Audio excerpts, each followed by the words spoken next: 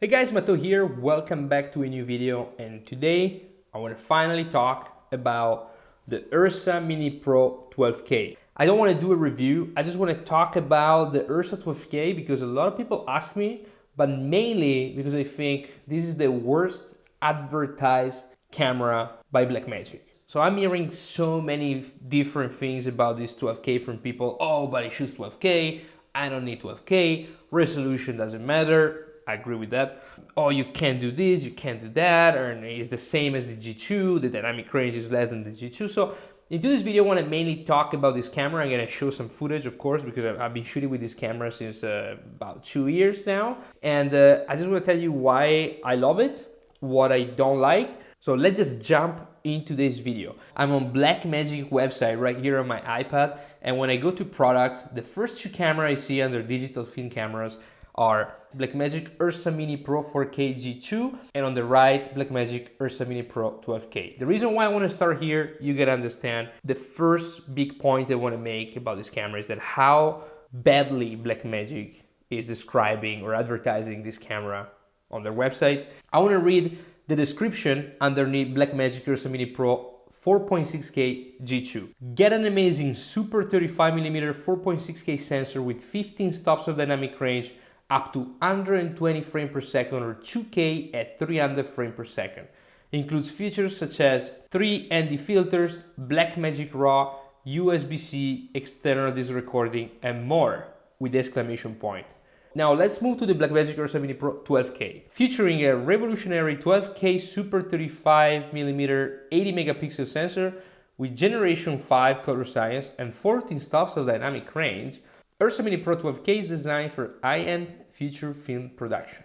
If you didn't want to sell me the Ursa Mini Pro 12K Blackmagic, you did it. Just in this short description, you make sound the G2 like a much better camera. For example, on the Ursa Mini Pro 12K description, they never mention the fact that it's an in-house sensor. When a camera makes the sensor, the codec, and the post-production software, this is a huge deal. Are you kidding me? This is the first in-house sensor made by Blackmagic, but you're not telling me. Also, 14 stops of dynamic range. Is it true?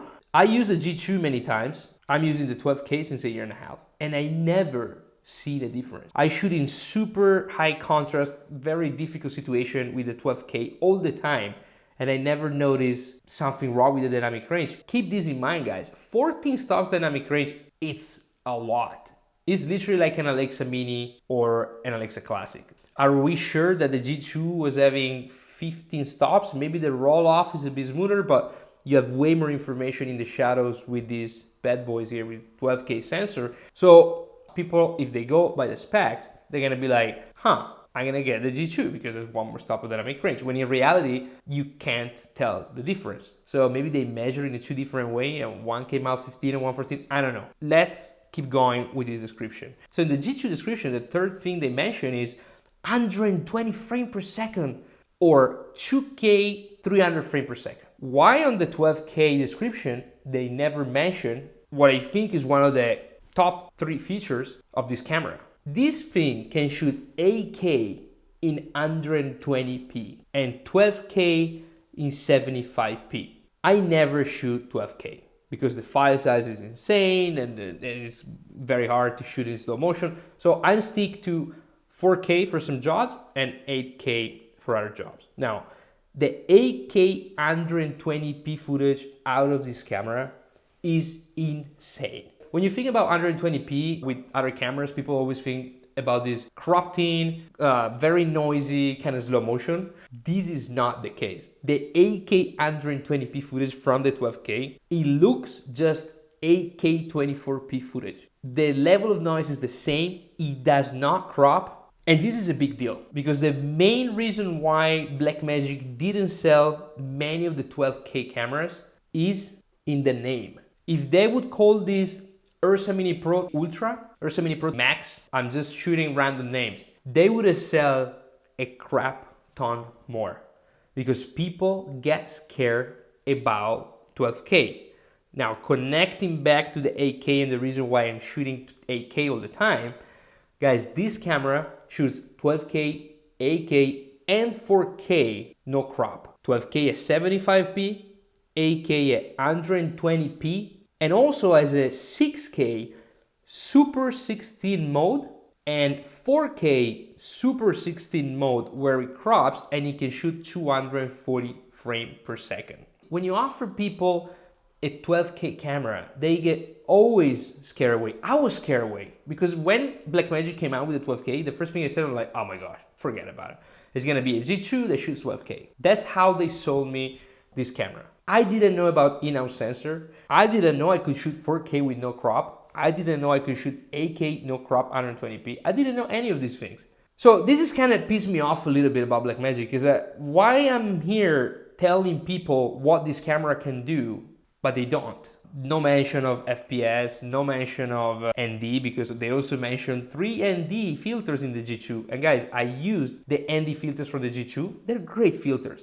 Much better than the Blackmagic Pro, but they still have a magenta shift. Now, I might be wrong, but on the 12K Ursa, the ND to my eye, they're much more improved. There's no IR pollution whatsoever. They're very, very good. I don't see these advertised in the Ursa Mini Pro 12K description. And again, guys, this is the first thing I see when I go on the product page. Now, when I tell people to rent one and try one, I mean it.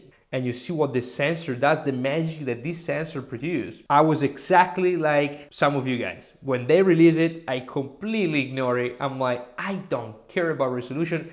So it's not that, oh yeah, I shoot 12K so you can crop in.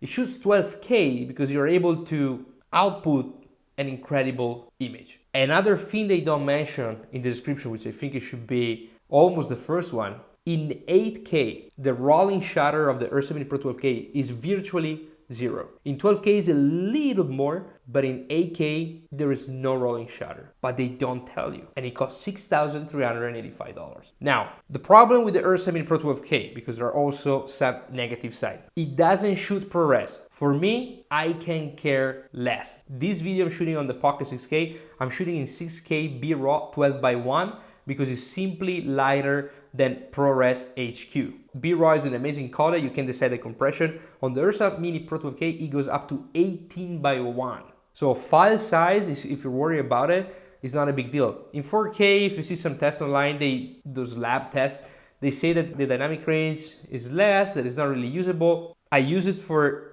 2-3 jobs, corporate jobs, work like a shark. Colors are amazing, dynamic range is still great, so very usable. It's not that it's a bad 4K. And with DaVinci getting more and more and more common into the industry, I think B-RAW is the future. Another little detail about the B-RAW codec, I heard so many things about, oh, it's only 12-bit. No, it's stored as a 12-bit. Once you go into DaVinci and you bring the RAW there, it's actually 16-bit. Now, another downside of the Ursa Mini Pro for some people might be the weight. Yes, once you put a big lens on it, it could be a little heavy. Now, I'm used to Alexa Mini, ultra rigged up. It's much heavier than this. I'm used to the Classic. Just something to keep in mind if you have a problem with your back or you don't feel comfortable using a little bit heavier camera, this could be an issue. I don't think it's huge. I don't think it's massive. I also use it by myself as a one-man band filmmaker without any issue. In my wish list for Blackmagic for the next camera, yes, I would love to have a lighter version of the Ursa Mini Pro. Now, another problem that we might have with this camera, and I'm really hoping that the Gen 2 Blackmagic sensor is gonna have a dual native ISO. Now, this camera, it's hardly usable above 1250 ISO. I shot with this camera in low light, I shot in the street in Lisbon, and I was always at ISO 800. Not a big deal, I think it's pretty good. You can push it maybe to 1000, but yeah, you're gonna have some noise. The cool thing is shooting in 8K, exporting in 4K, or shooting in 12K and exporting in 4K, that noise is gonna become so small that you're gonna barely see it. So yeah, if you are in some super crazy low light situation environment, this camera may not be for you, but that's the reason also why I have a Pocket, because with the Pocket at 1250 is super clean and I can use it for low light.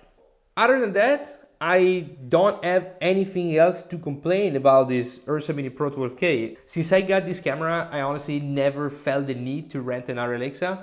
and this never really happened. What I really love about it is the contrast level of the image. I love how deep are the black, how punchy is the contrast, like there's a beautiful shadows. And that's it, guys. I'm gonna wrap it up here. I hope it was clear what this camera can offer. I hope I was able to communicate what Blackmagic was not able to do. Again, I don't work for Blackmagic. I don't make commission by sending you a 12K, but when I see a magic happening inside the sensor, inside my viewfinder, and everything I shoot with this camera looks amazing, that feeling, I just had it with an RA camera and nothing else in my life. So there's something special going on in that in-out sensor, which I think is the biggest feature that this camera has. Thank you so much for watching, guys. Don't forget, I talk about gear, cinematography, color grading, all this kind of stuff in my 10-hour online course at broderickacademy.com. You can sign up today, link in the description below. Let me know what you think in the comments. See you in the next one.